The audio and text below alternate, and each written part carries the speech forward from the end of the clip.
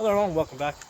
I wanted to do another summary video of all the sword and shield cuts. I had done the summary prior, but the last time I did it, basically I gave you guys the perspective of being behind a shield. So I think that from that perspective you can see certain things really well, but there's other things that you cannot see very well at all. So that's why we're gonna do this video again, and we're going to talk about all the historical cuts that you can make with a sword and shield against another sword and shield, and we're gonna use proper historical names. And we're working off of the Lichtenauer manual mostly. A lot of, most of the stuff that I work with sword and shield comes out of Lignitzer. There's maybe one cut that comes from Lekushner out of the Messer system. But most of these cuts you're going to recognize as Lichtenauer cuts. Okay? So the first cut with the sword and shield is the Zornhau, right? The Strike of Wrath. And that's going to basically, it's a diagonal cut. Okay, and from here, basically, you can basically wind and basically thrust into the face. So you can do that just fine, either right side or left side, meet the blade and thrust through. Most shield men are not going to present blade to you, especially with a sword like this. This sword does not like to be held out. It's a little too heavy. This sword likes to be held back here, and you want to basically use gravity, rotational cuts at hip to power these blows. But swords did come in different sizes. So if you can have somebody with a lighter sword that likes to present blade. So against something like that, a Zornhau works great. You can basically trap it against his own shield and basically thrust through. So you can do that right side or left side, and again thrust through. Okay, so that's our Zornhau. Next, let's talk about the Schwarzau. Schwarzau is that high horizontal cut. Okay, that's kind of a bread and butter shot that we're gonna use, against another shield man. And basically, it's coming in. And basically, you can even dip it down a little bit to match the angle of that shield. Okay, I can also dip it down a little bit here to match the angle of the sword. Basically, this pole over here represents an opposing sword or weapon. Okay. So basically, that's our Zornhau, high horizontal strike. The next one we'll go is the Mittelhau. Okay, Mittelhau basically is usually we throw it to the leg. If this was a round shield, basically that tip wouldn't be here. So if I strike at the leg right there, I could probably get right through to the leg. Against that type of a shield, basically I gotta step a little bit to the side and basically follow that shield edge down. So I can do the Mittelhau either right side or I can do it left side. Okay. So basically Mittelhau to the right side, Mittelhau to the left side. This type of a sword, a Type X, really works great with this type of a shield. When you throw your cuts, basically, you naturally just keep your sword behind your shield. And basically, I'm kind of finding around this corner right here because you have a longer sword. When the sword when I use a slightly shorter sword, I tend to want to come a little bit further forward to get to get a little bit more range. But with this type of a sword, I have no problem staying behind this shield as I make those cuts. Okay, so basically there's our Mittelhau, right side, left side. Okay, next let's talk about the Schildhau. Okay, a lot of times when I talk about the Schildhau, Schildhau, I get the names kind of backwards, but you guys will know based on the cut that I'm making. So this is the Schildhau, and basically it's a cut that comes down on the inside.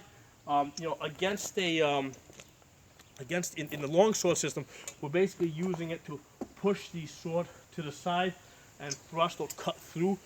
Here we're using the Schildhau to get on the inside of the shield edge. Okay, so basically the cut is the same. It gets it's over to the side. Okay, so from here comes in. Okay, I can do this with a rotation, and it'll come in on along that inside of the shield edge over there. Okay. With the Schildhau, usually we'll see it done with the back edge. I'll also do this with the back edge. When I do it again with the back edge, what I'll usually do is if they present blade, I'll do it against the sword. So basically what I'll do is I'll usually do it with some type of a rotation, come down, okay, so the sword's in, and then from there thrust through, okay. So that's how I find that if you're going to use it with the back edge, you're going to basically do that shield how high, and then thrust over the top. It basically it resembles a struts how. You know, you kind of end up in that same position. So there is some similarity there. In fact, there's a lot of similarity with a lot of these cuts. Okay. So usually when I do the shield how, I'm usually doing it against the inside of that shield. The next one I want to talk about is the krump how, which is basically a downward cut.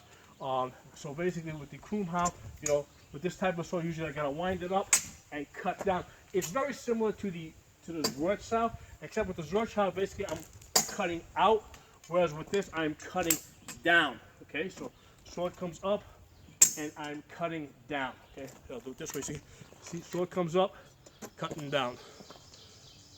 Okay, so that's my final position over there, and I can do it right side or left side. On the right side, it'll look like that. Okay, and it's a shot that I use very often, especially on the right side and on the left side, because basically it comes over the top of that shield edge. You know, so those are krump hows with the sword and shield against another sword and shield.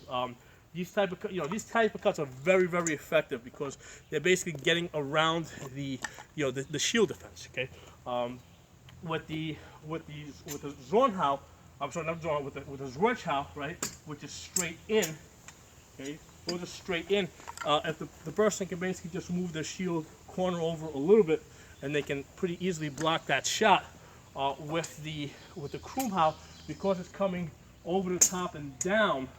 Now they actually have to either like really raise that shield edge, which is going to open up the leg to the follow-up shot, or they have to sword block it. Okay, so it's a shot that will definitely get your opponent to move. They'll either move their shield or move their sword, but you will definitely get a reaction out of them. And we're looking for those reactions to create opportunities for us to attack them. Okay, we're also studying the reactions because basically, if I throw a krump how, right, I throw that krump how, I'm watching how he blocks it. How does he block it? Does he block it by raising his shield up? If I see that he raises his shield up, then I know the next time I throw that krump how, I'm going to basically follow up with the middle how because he's lifted his shield. If my opponent basically blocks that by basically sword blocking it, okay, now I see that they're opening up this side over here. So when I throw that krump how, what I'll do is, let's say I throw it over the top, I see that they cross their sword over. The next shot's going to be a deep krump how that goes into the rib cage. Okay, so that's one of the things that you want to do when you're sparring. Study your opponent, watch how they block their shots, look for patterns, and then use those patterns to your advantage. Okay. So next, let's talk about the Scheidel how. Scheidel how is basically the high vertical strike. Okay, so basically it works really great against somebody that stands with with some type of a separation between their sword and shield. I usually will stand like this, or I'll bring my, with this type of a sword, I'll basically where I gotta hold the sword high, I'll bring my shield corner over. Okay, I gotta bring it over to here. To block that shot how, of course, I'm opening up over here a little bit to that Zwirtschau. But like the way this guard is right now, we have sword on this side and shield on that side.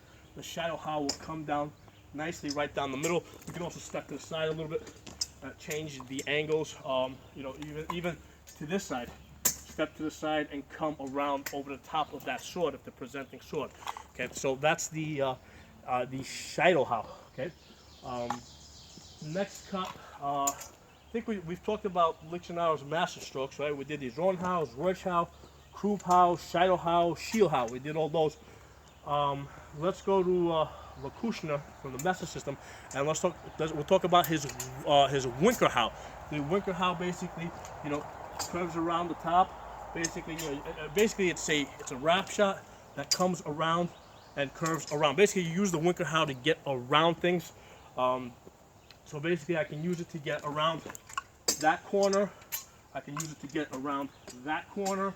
I can use it to get around that corner a little bit, probably over the top, like right there. I can bring it in over there. So that's the Winkelhaus. And the Winkelhaus, it can be done at different distances. Like if I'm in close, I can bring it in close. If I'm at distance, it's basically going to be a tip cut. The Winkelhaus is really not different from the Schwarzschild, because let's say if I make a right side Schwarzschild, I'm just basically bringing the sword in horizontally. What I'm doing here is, like, instead of targeting here, I'm targeting out here somewhere, and then, so I'm targeting here. As soon as the sword gets there, it turns over. Okay, so basically if you hold the sword out, right, and you bring it over your body, right, you'll see at some point it wants to rotate over on its back edge. Okay, so basically be aware of it, and that changes. Like if I'm holding the sword back here with my right hand, the point that it wants to rotate is someplace over here. If on the other hand I'm fighting with my right foot forward, the point that it wants to rotate is someplace out here. So I'm leading with my left foot, rotation is here. If I'm leading with my right foot, rotation is somewhere further over to the left over there. Okay, so that's one of the things you want to be aware of as you swing the sword around. See at what point it wants to rotate, and just follow that natural rotation. Okay, so that's our Winkelhaus. Okay, and basically, we're keeping our hand behind the shield, as we make all these cuts. Okay. Next one we're going to talk about is the Schwarzschild. The Schwarzschild is basically the plunging blow. Two variations of this I have come across. One is basically the scorpion wrap, comes over the top, strikes down, okay? Then hand behind the shield, comes up, strikes down. The other one is, so this one you're ending up in this position here. The other one you're ending up in this position here.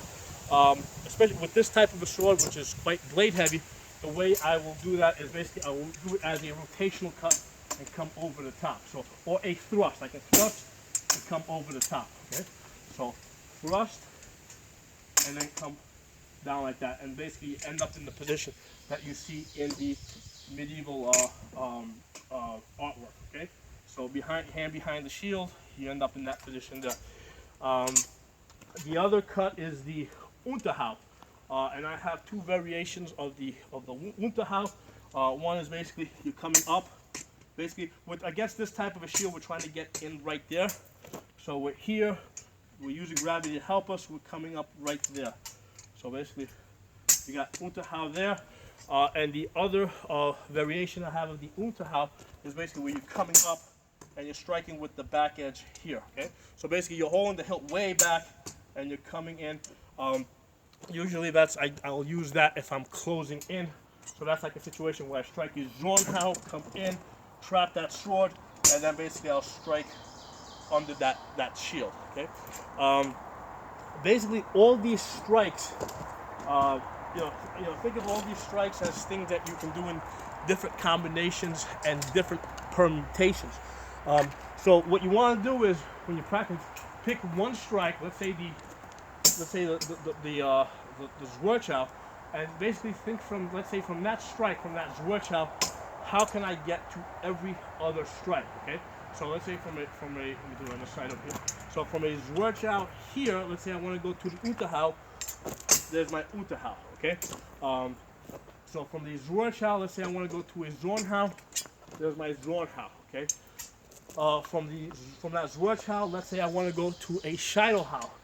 How can I get that? From there, okay, basically, you come in on the inside there, okay? So basically, from any one of these strikes, okay, you want to be able to get to any other strike, okay? So this is one of the things that you want to practice on a PEL, because, they're all, all these strikes are individual, individually can be combined with anything else individually. Now, in some strikes, you may lose a beat or a fencing time in order to get from one to the other. And I did a video on this.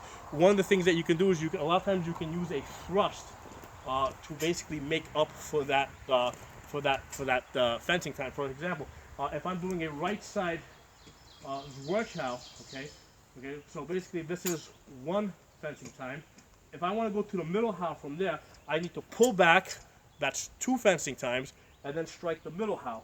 Okay, that's 3 fencing times. So basically, I'd use 3 fencing times to make 2 cuts. Okay, what I can do in this case is basically I can strike that Zhuge Chow, pull back, thrust. Okay, so basically that's 1 fencing time. Okay, then the pull back and thrust, that's a half fencing time. Okay, and then from that position here, I'm in a position to basically make that middle house. So basically, I have, basically I've made 3 strikes in 2.5 fencing times. Okay, so a lot of times you can use that thrust to basically make up or gain fencing times or beats, however you choose to describe that. So a couple of things for you guys to think about. If you got any questions or comments, please post them. If you like the video, give it a thumbs up, share it. If you're not a member, subscribe. I'll talk to you guys next time.